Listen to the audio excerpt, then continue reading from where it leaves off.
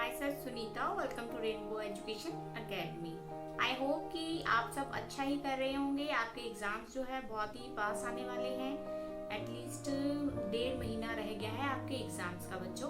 तो आज मैं वो ऐसे यूजफुल टिप्स लेके आई हूँ जो आप ड्यूरिंग एग्जामिनेशन हॉल जो है अगर आप उनको फॉलो करोगे तो you can get your success.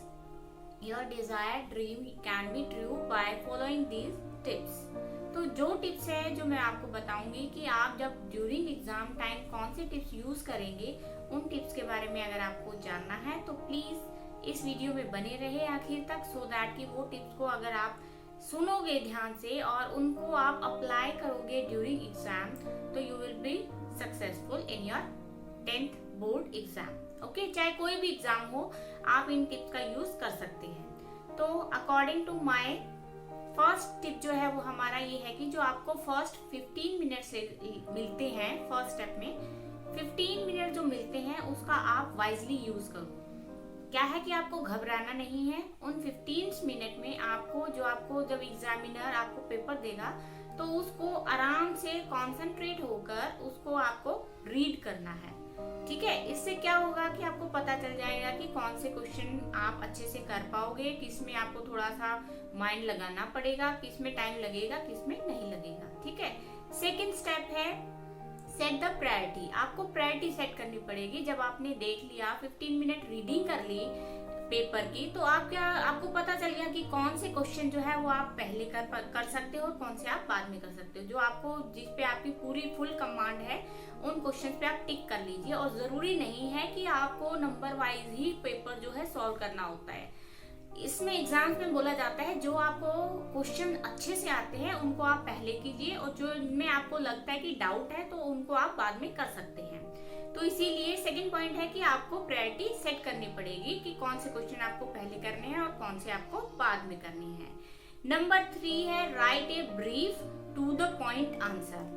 अब इसका मतलब क्या है कि जो क्वेश्चन पूछा जाता है, सपोज करो आपसे किसी की डेफिनेशन पूछी जाती है, ठीक है, तो आप क्या करोगे, सिर्फ उसको डिफाइन ही करोगे, उसके बारे में एक्स्ट्रा नहीं लिखोगे, उसके बेनिफिट या उसके क्या प्रो एंड कॉन्स है ये नहीं लिखोगे। अगर आप ये लिखते हो तो एग्जामिनर चिढ़ के क्या है कि आपके पूरे के पूरे नंबर काट सकता है। जैसा क्वेश्चन में पूछा गया है टिप टू पॉइंट जो है आपको उसका आंसर देना है। आपको कोई स्टोरी क्रिएट करने की जरूरत नहीं है। इससे क्या होगा, एक तो आपका टाइम जो है वो ज्यादा वेस्ट होगा और एग्जामिनर ने टाइम आपके जो क्वेश्चन है उनके मार्क्स क्या है पहले से डिफाइन किए हुए हैं। अगर उन्होंने डिफाइन पूछा है तो यू हैव टू डिफाइन। अगर उन्होंने बेनिफिट पूछे हैं तो आपको बेनिफिट पॉइंट्स के अंदर देने हैं, न कि उसको पैराग्राफ में बना के देना है। ठीक है, फिर है नंबर 4 जो है चूज क्वेश्चन वाइजली।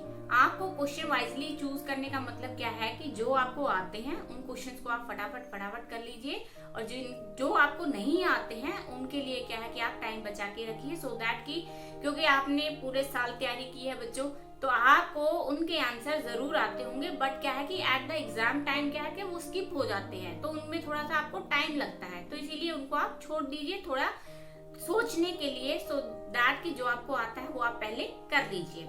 उसके बाद आता है attempt all the question, number 5। ठीक है, आपको ये नहीं है कि आपने जो अच्छे से आते हैं वही क्वेश्चन करने हैं, आपको सारे के सारे क्वेश्चन अटेम्प्ट करने होते हैं। क्योंकि कोई भी क्वेश्चन आपके सिलेबस से आउट ऑफ नहीं आता तो आपको थोड़ा सा उसमें अपना दिमाग लगाना पड़ेगा कि वो क्वेश्चन कहना क्या चाहता है।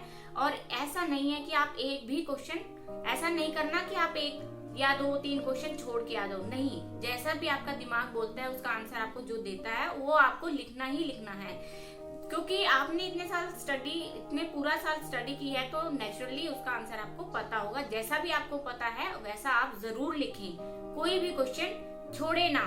फिर उसके बाद आता है 6 point, don't decorate the answer sheet heading and. मतलब कि इसका कहने का मतलब क्या है कि आप कई बच्चे क्या है डेकोरेट करना शुरू कर देते हैं, यहाँ पे रेड कलर से लिख दिया, वहां से ब्लू से लिख दिया, ब्लैक से लिख दिया, ग्रीन से लिख दिया। नहीं, डेकोरेट करने के कोई मार्क्स नहीं मिलते हैं आपको एग्जाम में। तो मैं यही कहूंगी कि आप सिर्फ ब्लू और ब्लैक पेन लेके जाइए, ब्लू से आप लिखिए, ब्लैक पेन से आप हेडिंग लिखिए, सो दैट कि वो क्लेरिफाई हो जाए कि इस पैराग्राफ की हेडिंग है उसमें आपने क्या बताया है। ठीक है, ब्लू एंड ब्लैक पेन का ही यूज करें। डायग्राम बनाते समय आप सिर्फ पेंसिल का यूज करें, सो दैट कि आपका पेपर जो है वो अट्रैक्टिव लगे एग्जामिनर को। ठीक है। उसके बाद है 7 पॉइंट है स्पेस आउट ईच वर्ड। अब ये नहीं कि आपको बिल्कुल कंजस्टेड करके वर्ड्स को फिर आप लिखोगे, क्योंकि जैसे अगर आप ऐसा करोगे इतनी खिचड़ी सी बन जाएगी, और अगर वो खिचड़ी बन गई तो एग्जामिनर को नेचुरली गुस्सा आना ही आना है, क्योंकि मैं भी एक टीचर हूँ। अगर कोई बच्चा ऐसे खिचड़ी बनाएगा तो नेचुरली मैं उसको कट कर ही दूंगी। तो आपकी जो राइटिंग है वो नीट एंड क्लीन होनी चाहिए, वर्ड्स के बीच में एक स्पेस होना चाहिए, सो दैट कि एग्जामिनर उसको रीड कर सके इजीली से और वो समझ सके कि आपने लिखा क्या है। फिर आपके आता है number 8, don't be panic. Don't be panic का मतलब ये है कि कई क्वेश्चन क्या होते हैं कि आपको ये लगते हैं कि ये आउट ऑफ सिलेबस आए हैं, बट ऐसा होता नहीं है। तो उस पे आपको दिमाग दौड़ाने की जरूरत है, तो पैनिक होने की जरूरत नहीं है। उसको थोड़ा टाइम दो, सोचो कि उस क्वेश्चन को 2-3 बार रीड करो कि उस क्वेश्चन में कहा क्या गया है, क्या पूछा गया है, और आपको डेफिनेटली आता होगा। छोड़ना नहीं है क्वेश्चन, आपने अटेम्प्ट करना है, और जैसा आपको आता है वो आंसर आपको दे के आना है। टिप नंबर 9 जो है आपका, आंसर शीट को आप चेक जरूर करें। लास्ट में जब आपका पेपर कंप्लीट हो जाएगा तो क्या करेंगे, आप उसको चेक करेंगे। कई बार क्या होता है कि बच्चे हड़बड़ाहट में जल्दी जल्दी में पता नहीं क्या लिख जाते हैं, तो उनको खुद को ही नहीं पता होता। अगर आप उसको 1 बार 2 बार चेक करेंगे तो आपको डेफिनेटली पता चल जाएगा कि आपने कहाँ मिस्टेक की है, तो आप उसको मिस्टेक को क्या है कि सही से कर पाओगे। और ज्यादा कटिंग नहीं करनी होती है एग्जाम के अंदर, और ना ही कोई स्क्रबिंग ज्यादा करनी होती है। तो आपका पेपर जितना नीट एंड क्लीन होगा, जितना क्लेरिफाई होगा, नीट और आपका अच्छा होगा, डायग्राम अच्छा होगा, तो एग्जामिनर कई बार क्या करते हैं कि वो आपसे खुश होके आपकी वर्डिंग्स को देख के ही आपको नंबर दे देते हैं। तो मतलब कहने का ये है कि आपने जो साल भर इतनी तैयारी करी है तो उसका रिजल्ट भी आपको अच्छा ही मिलना चाहिए। बस ये जो थोड़े से जो टिप्स मैंने आपको बताए हैं, 9 टिप्स बताए हैं, अगर आप इनको फॉलो करेंगे एग्जाम के टाइम में तो डेफिनेटली आपका स्कोर जो है वो हाई ही होगा। सो मेरी तरफ से बच्चों ऑल द बेस्ट, अच्छा करना पेपरों में, और सो दैट कि आप अच्छे स्कोर, क्या हाई स्कोर जो है वो आप गेन कर पाओ। All the best, thank you so much. If you like my video please like it, share it and subscribe my channel also, so that कि मैं आप लोगों के लिए ऐसी मोटिवेशनल वीडियो और आपके सब्जेक्ट से रिलेटेड अगर कोई भी लेटेस्ट न्यूज आती है वो भी मैं क्या है कि डालती रहती हूँ। तो इसीलिए आपको मेरा चैनल सब्सक्राइब करना होगा, बेल आइकन को दबाना होगा, सो दैट कि आपको मेरे नोटिफिकेशन टाइम टू टाइम मिलते रहे।